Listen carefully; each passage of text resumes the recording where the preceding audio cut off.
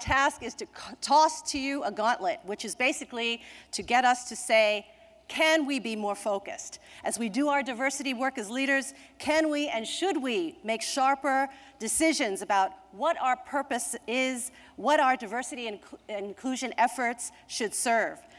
To get the ball rolling, I'm going to start with a lesson learned from my hang gliding friends. They tell me that in doing hang gliding, you have to always set your mark. Be clear on your mark. When you are hang gliding, the stakes are high, your life is on the line. So when you're sailing through the air, exhilarated, you're also supposed to keep your eye right on your X mark. Take your eye off the mark and you get dangerously close to power lines, you fall into a pasture of cows, and the worst part about it, you've got to use a ton of energy when you land in the wrong place to drag your hang glider back to ground zero, which could be a mile away. The lesson of the hang glider is that if you can't get to your goal without having a very, very clear idea of where you need to land in order to call your effort a success. It's the same with our efforts in diversity. There are many destinations, all with great goals for many of our programs, but unless we are clear on which ones we're aiming for and why, our efforts may run off course. They get watered down into ineffectiveness. We may get snagged in the trees.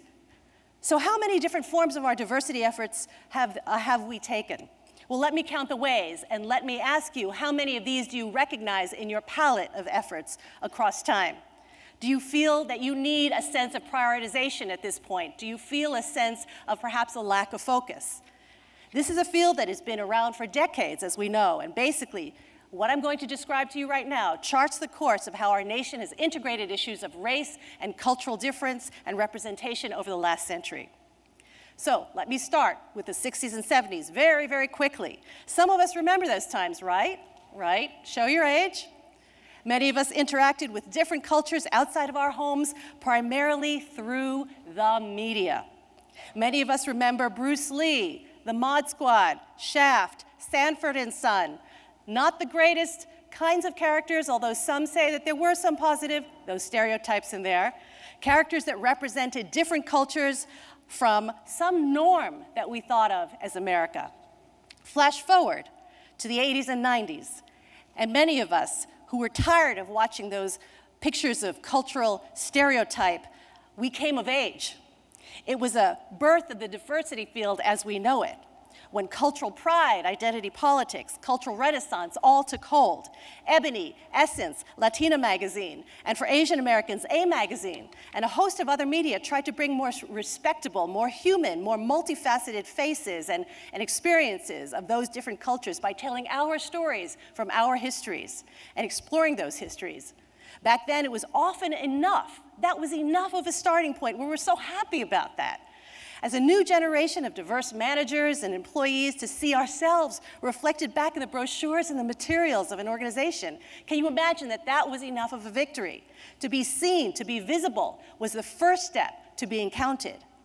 Is that where your diversity efforts are right now? Focused directly on achieving primarily visibility? From that, organization diversity efforts expanded, right? They emphasized cultural appreciation from holiday celebrations and food fairs and culturally defined affinity groups, all of which celebrated difference and America not as a melting pot, but as we all know, a salad bowl. A mixed salad with all kinds of distinct flavors together to make something better than the sum of its parts.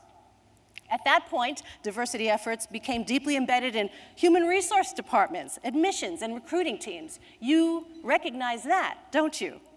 It was also at that time, though, that retention and training began to account for different styles of leadership, sometimes taking culture into account, sometimes being able to see the assets of somebody who didn't quite fit the norm of an aggressive, outspoken style of old school leader.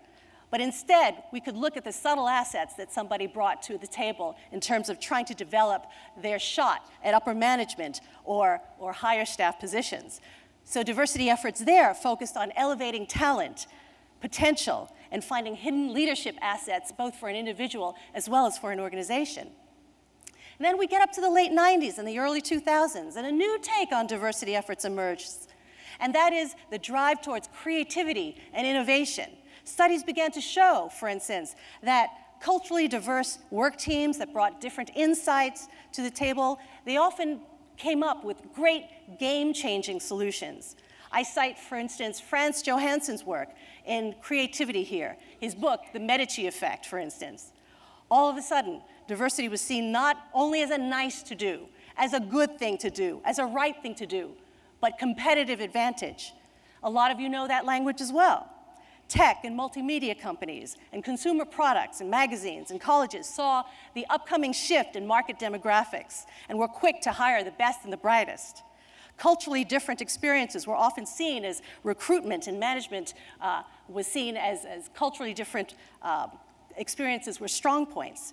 The emergence of global markets took this one step further, and in many institutions, diversity efforts are now part of several aspects of a company's process, from production to philanthropic and local community support.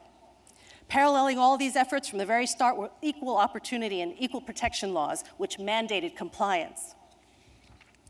All of these are good efforts. We all know all of these are good efforts. So you may say now, yep, I want them all. Our company does all of these. We want to achieve every single one of these wonderful things you've described.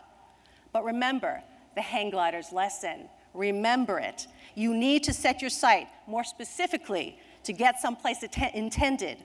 We need to invest our resources, our limited resources, wisely and strategically. And at the very least, we need to sequence better. We need to prioritize. Meaningful, transformative goals cannot be achieved in general terms. We need milestones, we need clear articulation, we need a path, we need a supportive overall rationale. Remember that specificity on the what does not limit our choices. It clarifies a path, and choices we make can demonstrate a rigor in this field that might bring us all to a whole new level. Food for thought. Let's discuss.